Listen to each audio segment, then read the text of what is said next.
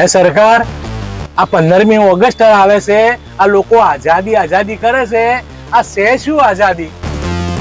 અનારજી, આઝાદી કોઈ શબ્દ નથી. આઝાદી એ લાખો વીરોના બલિદાનની કિંમત છે. દેશને સ્વચ્છ રાખવું એ છે આઝાદી. વધુને વધુ વૃક્ષો વાવવા અને એનું જતન કરવું એ છે આઝાદી.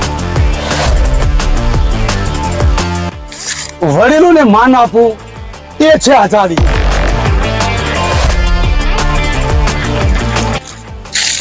પાણીનો થતો બગાડ અટકાવવો એ છે આઝાદી. સરકારી મિલકતને નુકસાન ન થાય એ છે આઝાદી.